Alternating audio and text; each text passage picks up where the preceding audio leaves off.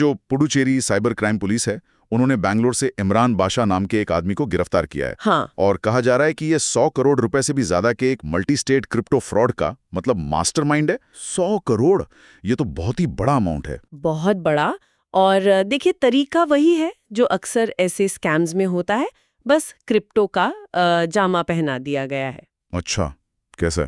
आरोप यही है कि बादशाह और उसके साथियों ने हैशपे नाम का एक नकली क्रिप्टो प्लेटफॉर्म बनाया और लोगों को झांसा दिया कि भाई सिर्फ 2 महीने में आपका पैसा 3 गुना हो जाएगा। ओह, 2 महीने में 3 गुना? हाँ, और यही लालच है जो अक्सर लोगों को फंसा देता है। इतना रिटर्न कहीं और मिलना मुश्किल है, तो यहीं शक हो जाना चाहिए था। सही बात है। और ये बादशाह पहले से वांटेड था क्या? जी, बताया जा रहा है कि वो 6 राज्यों में वांटेड था और उस पर कोई 22 क्रिमिनल केस पहले से दर्ज है। बाप रे! तो ये पूरा मामला खुला कैसे, मतलब पुलिस तक कैसे पहुंचा? इसकी शुरुआत हुई जब पुडुचेरी के एक व्यक्ति अशोकन ने शिकायत दर्ज कराई। उन्होंने बताया कि उनके करीब 93 लाख रुपए इस स्कीम में डूब गए। 93 लाख अकेले एक व्यक्ति के? हाँ, और जब वो सामने आए तो फिर 8 और निवेशक सामने आए हिम्मत करके। उनका कुल मिलाकर नुकसान करीब 2.5 करोड़ रुपए का था। अच्छा। और इससे पहले भी पुलिस ने हैशपे के एमडी बताए जा रहे सैयद उस्मान उर्फ बाबू और 4-5 और लोगों को गिरफ्तार किया था। और कुछ गाड़ियों की भी बात आ रही थी, महंगी गाड़ियां। हाँ, वो भी है। जांच में कई लग्जरी कारें मिली हैं। एक गाड़ी तो शायद 1.5 करोड़ की बताई जा रही है। 1.5 करोड़ की गाड़ी? जी। और एक और चौंकाने वाली बात यह है कि लोगों का भरोसा जीतने के लिए कथित तौर पर सेलिब्रिटीज तमन्ना भाटिया और काजल अग्रवाल के नाम का भी इस्तेमाल किया गया। ओहो, सेलिब्रिटी कनेक्शन भी? ऐसा कहा जा रहा है।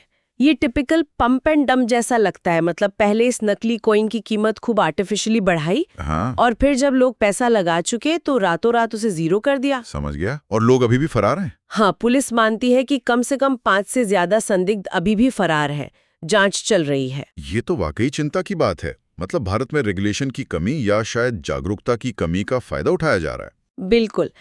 अब दूसरी खबर पर चलते हैं जो रेगुलेशन से ही जुड़ी है, लेकिन एक अलग तरीके से। ब्राजील की बात करते हैं। हाँ, ब्राजील, वहाँ क्या हुआ है? वहाँ सरकार ने अब व्यक्तियों के क्रिप्टो मुनाफे पर एक फ्लैट एक समान 17.5% का टैक्स लगा दिया है। 17.5% फ्लैट टैक्स?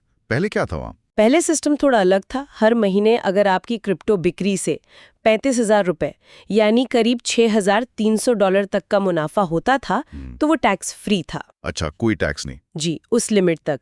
लेकिन उससे ज्यादा कमाने पर प्रोग्रेसिव टैक्स लगता था जो 22.5% तक जाता था। मतलब ज्यादा मुनाफा तो ज्यादा टैक्स रेट। तो अब ये फ्लैट 17.5% कर दिया, इसका असर किस पर पड़ेगा ज्यादा, छोटे निवेशक या बड़े? देखिए, ये जो नया नियम है MP 1303, इससे छोटे निवेशकों पर शायद टैक्स का बोझ बढ़ेगा क्योंकि अब उन्हें कम मुनाफे पर भी 17.5% देना होगा।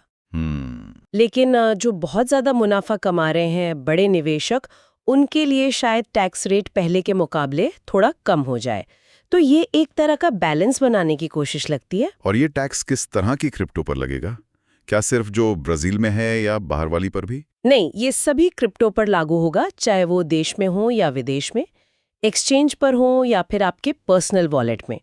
दायरा काफी बड़ा रखा है। ओके। और अगर नुकसान हो जाए क्रिप्टो में तो क्या उसे मुनाफे से सेट ऑफ एडजस्ट कर सकते हैं? हाँ, उसकी इजाजत है। नुकसान को मुनाफे से घटा सकते हैं, लेकिन उसकी भी एक लिमिट है। सिर्फ 5 तिमाही यानी अगले 15 महीने के अंदर ही एडजस्ट कर सकते हैं। अच्छा, 15 महीने? जी।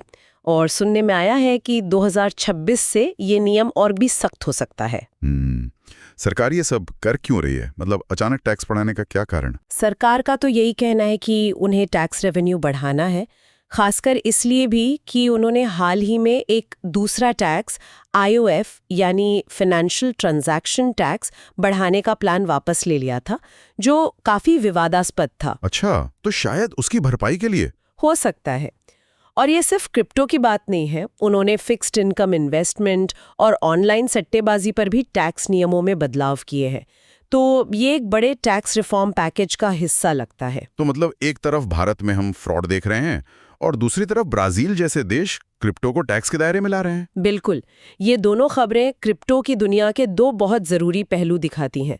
एक तरफ देखिए, भारी मुनाफे का लालच है, लेकिन साथ ही धोखाधड़ी का बहुत बड़ा रिस्क भी है। हाँ। और दूसरी तरफ सरकारें अब धीरे धीरे इस स्पेस को रेगुलेट करने की कोशिश कर रही हैं, टैक्स लगा रही हैं।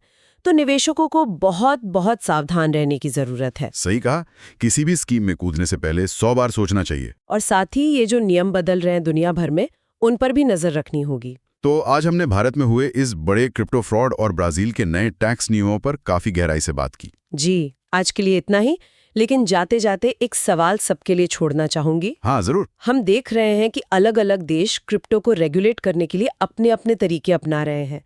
कोई टैक्स लगा रहा है, कोई नियम बना रहा है।